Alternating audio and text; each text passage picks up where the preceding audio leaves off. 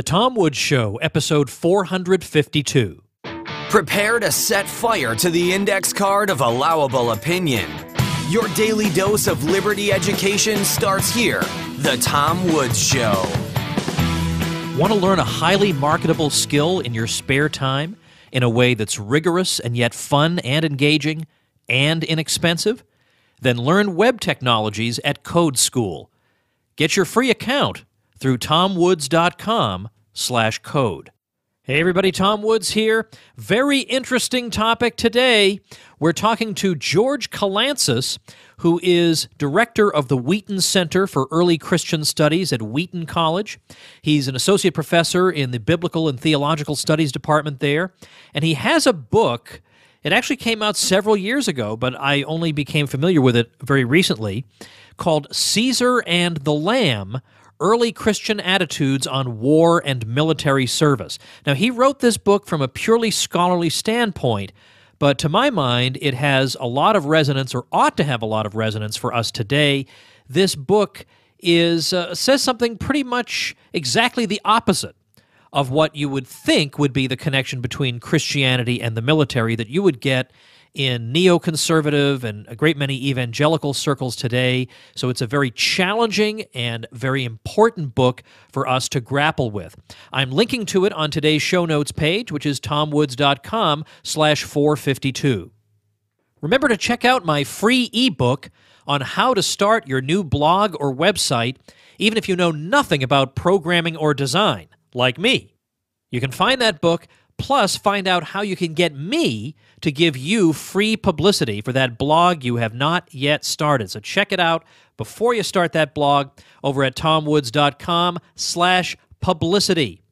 All right, let's turn now to our guest today, Professor George Kalantzis. Welcome to the show. Thank you for having me. It's a pleasure to be here. I've just now been reading your book, Caesar and the Lamb, which I just introduced to the audience, and I have an interest in it for two reasons. I'm interested in it from a scholarly point of view, the way you are, but even though in your book you disclaim any concern about trying to connect your research in this book to current events, well, I have no such scruples. I do find it quite interesting that today, at least in the context of American politics, it's taken for granted that military service is very much a Christian vocation. Right. So I find it, I think it could be of some polemical use, even though I realize that as a scholar, you're not so keen on applying it that way yourselves. But just so you know, my audience, I think, will find it useful for that reason as well. What I thought was interesting, because I was not aware of it, is what you write in the introduction, and I want you to start there, with the way scholars have debated this subject over the years. They can't deny that the early Christians clearly did not want to serve in the military, Right. but they will deny the reasoning behind it, that it was some scholars will say it's not because of pacifism per se, it's just because of certain peculiarities of the Roman army. Tell us about some of these controversies and where your book rests in these controversies. Yes, in scholarship, the debate is, or the discussion is there a difference between theory and practice? We have, even from the biblical narrative, the New Testament, we have Jesus exchanging or discussing with soldiers. We have Cornelius, who is a centurion, to whom Peter comes early on in the narrative of the book of Acts, and on and on. It is without debate that every Christian writer who wrote after the beginning of the 4th century opposed Christian participation in the military. And the reasons why they gave were three, perhaps four. The first one is the Christian claim that Jesus is Lord, which is not just simply a pietist claim. Lord, Kyrios, Dominus, is actually ontological for them. It means something. If Jesus is Lord, its counter is that Caesar cannot be. The second one, which we usually miss, is that the religiosity of the Roman army.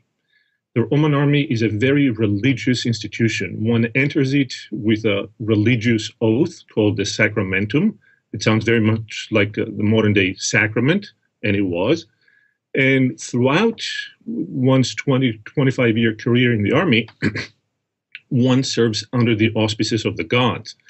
The Romans march into battle in having offered sacrifices before the battle, after the battle, and on and on. And when one comes to come out of the army, one still has to have a religious oath, a dissolving of the sacrament.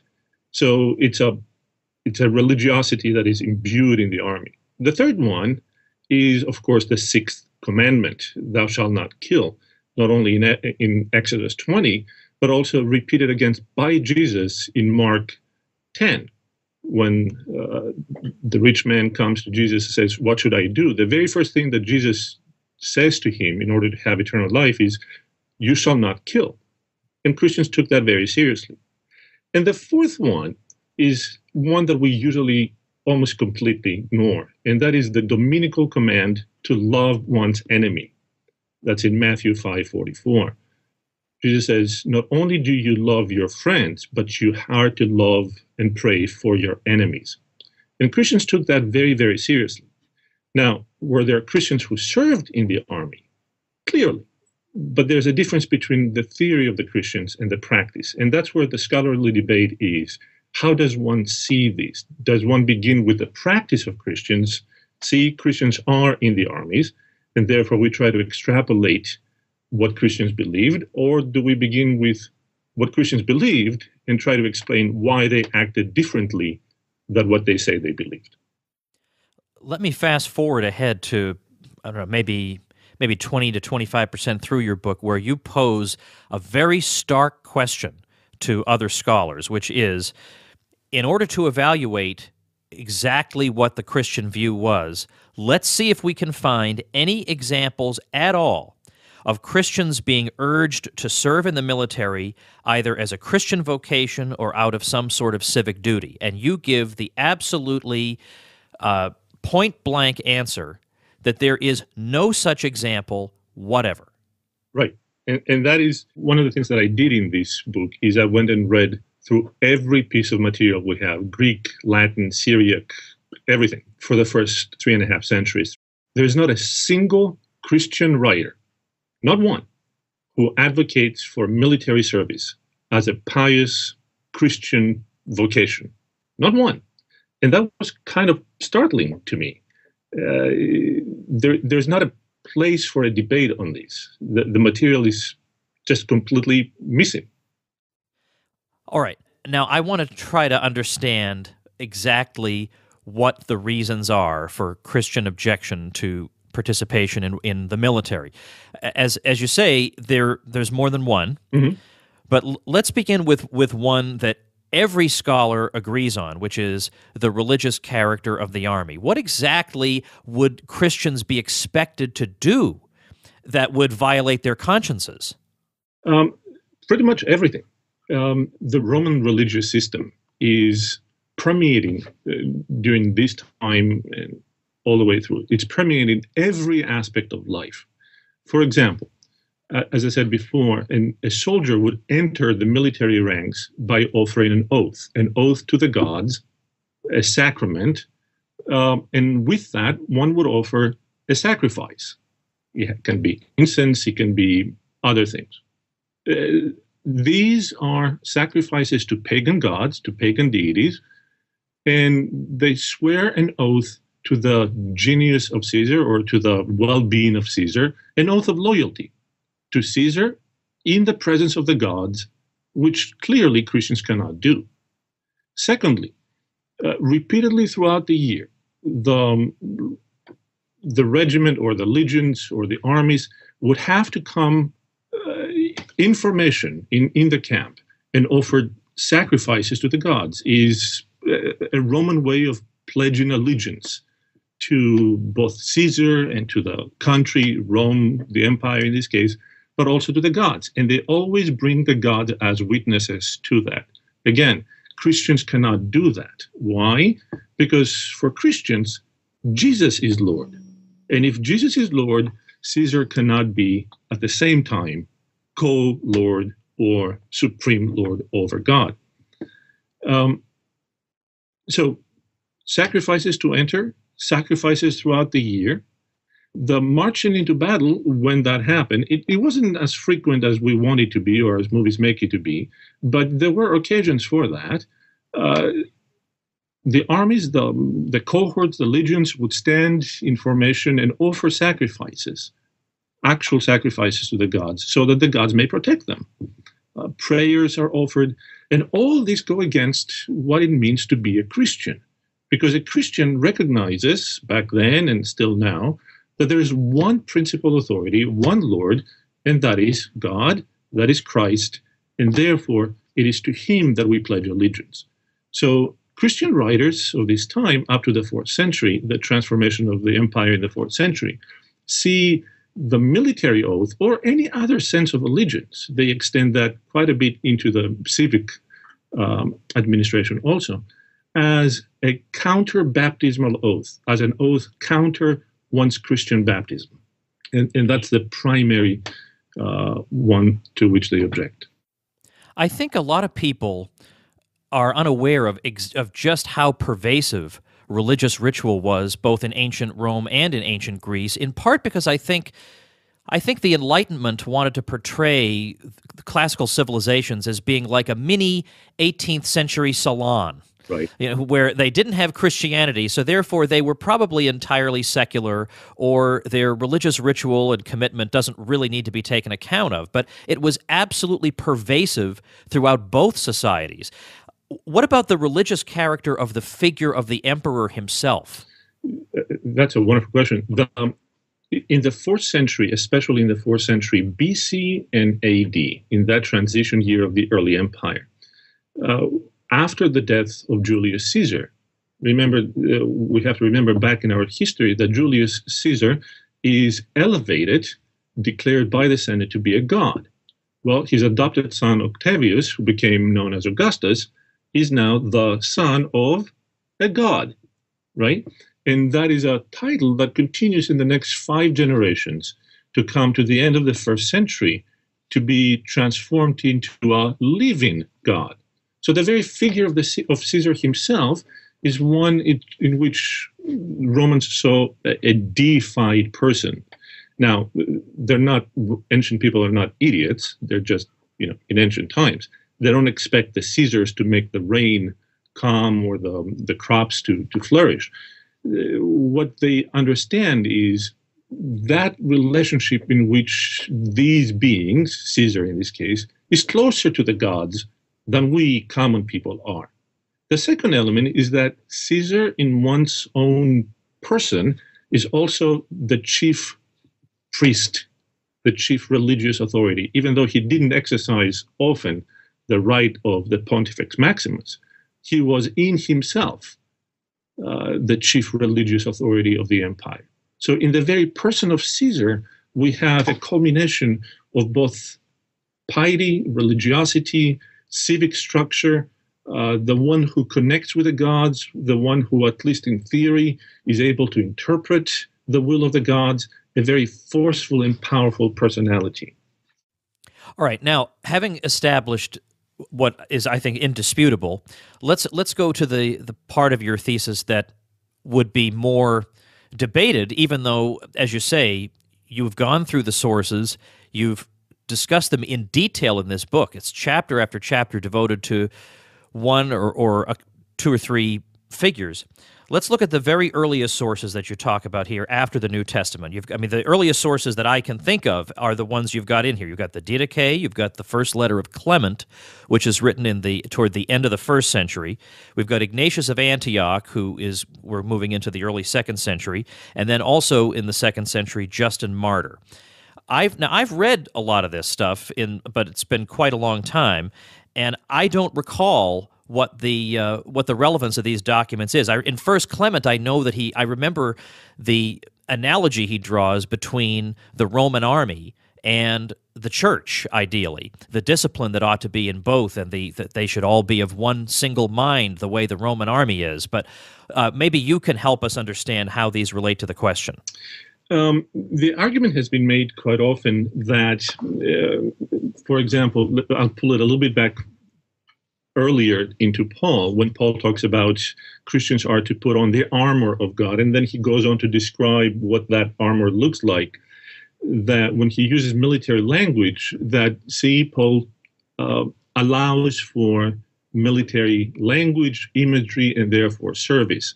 The same thing with Clement. Clement says, be like soldiers, be faithful in 1 Clement 37, and, express the eagerness as soldiers under the blameless command.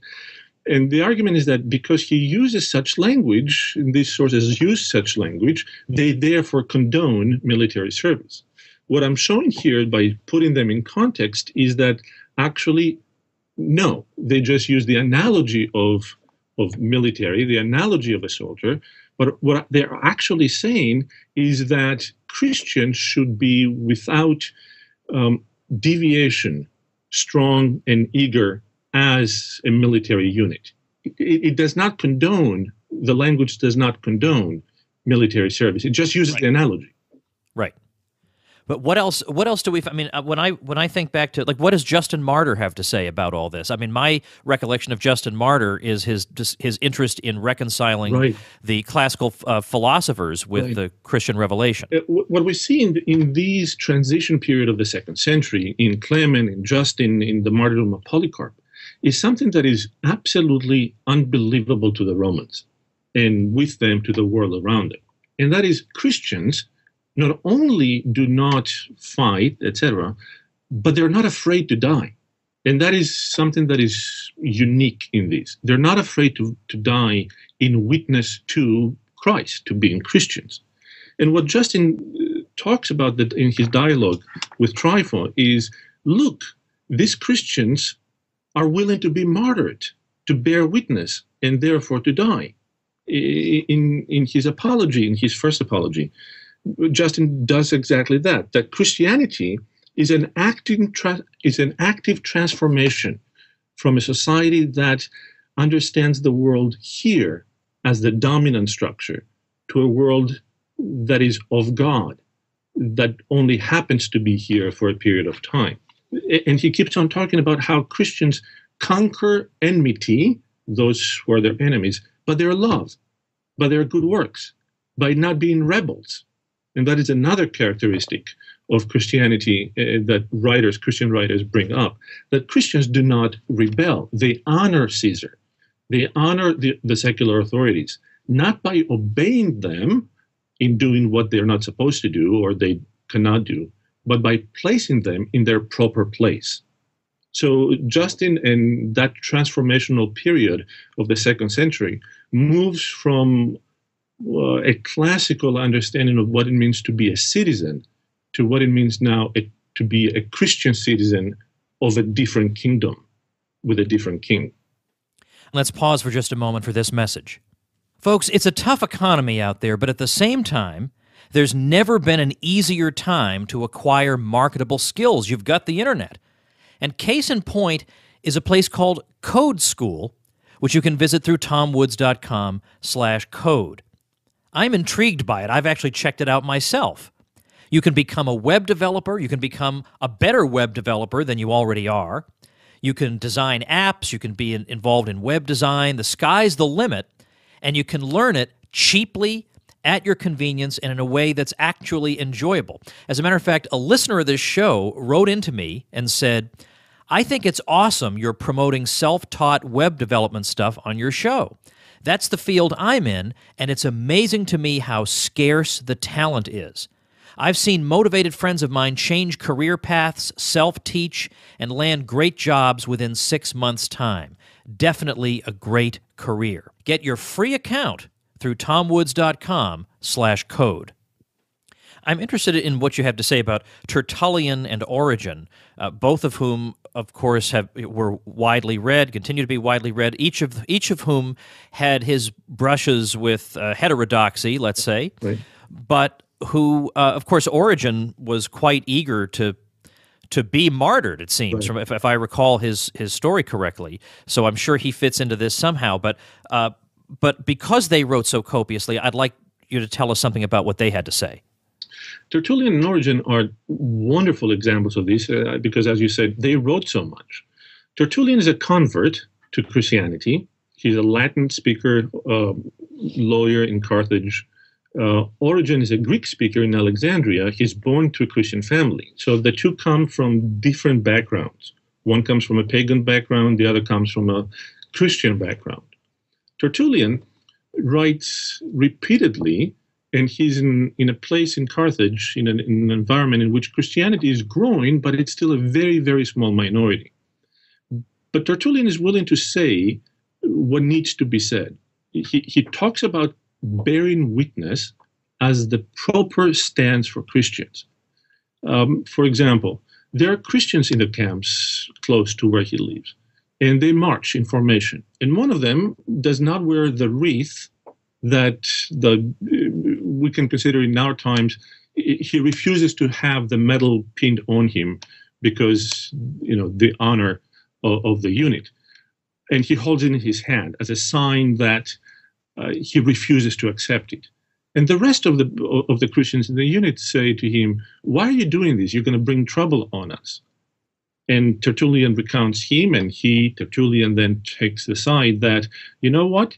As Christians, we have to stand for who we are and what we believe, regardless of the consequence. So Tertullian is going to talk about the Christians as the soldiers of Christ, as he calls them. He's the one who is going to insist that Christians do not rebel. Unlike other people, when they reject the authority of Caesar, they do not rebel. And the example that we can think about here is the example of, let's say, Peter or Paul, the apostles, right? Well, on the one hand, they honor Caesar. On the other, they refuse to do what Caesar says. How do they honor Caesar? By placing Caesar, and by that I mean the secular authority, in its proper place, and refusing to obey the command. So how is that honoring Caesar? Because it doesn't rebel. And what's the consequence? The consequence is that they allow Caesar to kill them. And that is a pivotal point in all this discussion. The honor of Caesar, again, by that we mean the state, does not mean obedience to the state. It means that we recognize the authority of the state to affect the consequence of disobedience. We honor them by not rebelling. Origen is the son of a martyr. His father was taken and executed when he was a late teenager, around 17, when Origen was around 17. And he spent the rest of his life in that parenthesis between his father being martyred, him being an advocate to those who were martyred in the theaters of his time, and at the end, he himself suffering in persecution. What Origen does is he shows even more profoundly what it means actually to be a Christian. And what he does is he takes head on the classical pagan objection to Christians refusing to serve in the military. Celsus, a pagan writer who writes about 2 generations before Origen, takes Christians to task. Celsus is the first pagan, the first non-Christian to take Christianity seriously. And he says, okay, explain to me this, he says. If I accept your, can I call it pacifist or peacemaking stance of not serving, why do you accept the profits and the benefits that Caesar and his armies give you, the state gives you, and refuse to serve with him? And Origen says, you have it backwards. You don't recognize that it is God who gives, and the prayers of the Christians are the ones who protect the state, not the legions of Caesar. And he continues, in an exasperated state, the question comes, what would happen if everyone in the state did as you Christians do and refuse to participate?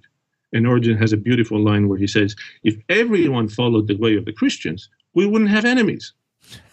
Wow, that's a pretty good answer. It's pretty straightforward, right? So what do you do with the barbarians? You transform them into Christians, and you don't have enemies. And there you are. But these are people who, what we have to realize is that these are people who are willing to die for this. And they did. Origen was martyred, and many of them did. They were killed for their faith because they refused to take up arms. Now, where do we see it most clearly stated? You as a Christian, cannot participate in the military? Do we ever see it spelled out in black and white in that way, directed to the Christian community? In Scripture or in the writings of the in these early writings of the fathers? We see it throughout, and in actually many of them. Tertullian on idolatry, on the crown, writes on it. But primarily it comes, or even more fully comes, in the collection of documents called church order documents. These are documents that go through a variety of editions from the middle of the 2nd century all the way to the 4th century. These are church canons, if you wish. These are documents that the churches have. When somebody comes and says, I want to be baptized, they go, okay, let's go through catechesis. What is this Christian faith? What is the Christian practice? And these are documents that catalog what kinds of professions Christians cannot have, or what kind of behavior is expected of Christians. And they have whole catalogs of these. For example, Christians cannot be, they say, brothel keepers, right? You cannot be a Christian and be a brothel keeper. You cannot be a Christian and be a gladiator. Well, there are other categories of that that have to do with paganism, that have to do with killing, and a whole list of them repeatedly say a Christian cannot be in the army. And they separate two categories. They separate, especially towards the latter part of the 3rd century and beginning of the 4th century, the categories of those who convert to Christianity while in the military, and to them, these church order documents say, if you want to come to be baptized and you have already been in the military, you are in the military, then you have to refuse the order to kill. You have to refuse it. If you're not willing to refuse the order to kill, you cannot be baptized in the church. And the second category is the category of those who want to be baptized into the Christian church, and that's the sign by which, or the means by which people became Christians, and then go and serve in the military. And the church order documents have apostolic constitution, etc., have very harsh words for these people. They say, send those people away, because they do two things. First, they make a mockery of God. And secondly, they lie to the state. And you go, wait. How can they make a mockery of God and lie to the state? Well, they lie to the state because they say that I want to be under your orders, but I will not do what you tell me to do. Otherwise, I cannot be a good Christian. And they lie to God. They make mockery of God because they say, I can say on the one hand, or I can profess in baptism that Jesus is Lord. And on the other, I can cross the street and go and say, Caesar is Lord. That cannot happen. So the church order documents are the most present and clear statement of that. Now, this just to wrap up, there are two things that changed in the centuries that follow the period that you're covering, and one of them goes beyond a bit the scope of our discussion. But certainly, one thing that changes is you begin to see Christian discussions of why it can be legitimate to rebel. Like, you certainly get that. Certainly in the 2nd millennium, you get quite a few people arguing that. But then, secondly, apparently at some point, you get some kind of validation of military service as being worthy of the Christian. Can you tell us how that happens? There is a transition period, very rapid transition period, so much so that people of that time thought that the second coming of Christ had already happened, which is the reign of Constantine the Great in the beginning of the 4th century. It is a transition time between the end of the 3rd century, in which Christians, a minority, growing minority, but still a minority, are persecuted, actively persecuted. The great persecution of the church, the so-called great persecution of the church in the beginning of the 4th century, ends not only with the legalization of Christianity. Now, after 313, Christianity is a legal versus an illegal religion, but also slowly in that 4th century, we move from roughly the 320s to the 380s. In that period of 60 years, a transition from a pagan empire to a Christian empire. In the year 380, Theodosius I is going to be an emperor who is not only Christian, but now he's going to make Christianity the only religion of the empire. So in a period of 3 generations, 2 generations, we have moved from a completely pagan empire. And now we have to think from Britain to Persia, right? That whole region has been transformed legally into a Christian environment. Now, the question is not, well, the state, the pagan state, has legions. Can Christian participate in that? The question is transformed now to, the state is Christian. What do we do with the legions that are now fighting under the Christian labarum, the Christian cross? And in the year 416, Theodosius II, unfortunately they have the same name, first and second, bans pagans from the military. 120 years, 130 years earlier, Diocletian, and now the previous emperor, had banned Christians from the military. Now in 416, pagans are banned from the military. And the military is transformed completely into Christians. Everyone has been baptized in the empire, almost everyone has been baptized, and therefore it is the beginning in this 4th century of what we call Christendom. Christendom, then, as the reign of Christ on earth within structures of state, is what is the Roman Empire into the Byzantine Empire, into the Holy Roman Empire, and from there moves into the High Middle Ages, and on and on and on. So what happens is this transformation not only of military or non-military, it doesn't really matter, but the transformation of the state itself from an entity that to which Christians are adjunct at the periphery and at the margins to an entity in which Christianity and Christians are the center of power. And once Christianity moves from the margins to the center of power, now it owns the problems of being at the center of power. Up to the 3rd century, up to the 4th century, Christians could point and say, you state, whatever emperor, it doesn't really matter, you state are under the authority of God, and we Christians are going to hold you accountable to being properly under the authority of God, but we're going to be at the margins of this discussion. You, at the center, can dictate. Now, within 3 generations, the roles have shifted. Now Christianity, the church, Christianity, Christians, not only own the seat of power, they own the roads, they own the borders, they own the tax system, they own, well, the legions. So the question is transformed now. And what used to be the religiosity of the Roman army owing itself to the protection of the pagan gods now has been transformed in the late 4th century to the protection of the Christian God. The practice did not change. What changed is the focus. So when in the 3rd century, soldiers as a legion or as a cohort would stand and offer a sacrifice to the pagan gods for protection, now, 3 generations later, the same cohort would stand in the same field and offer prayers for protection.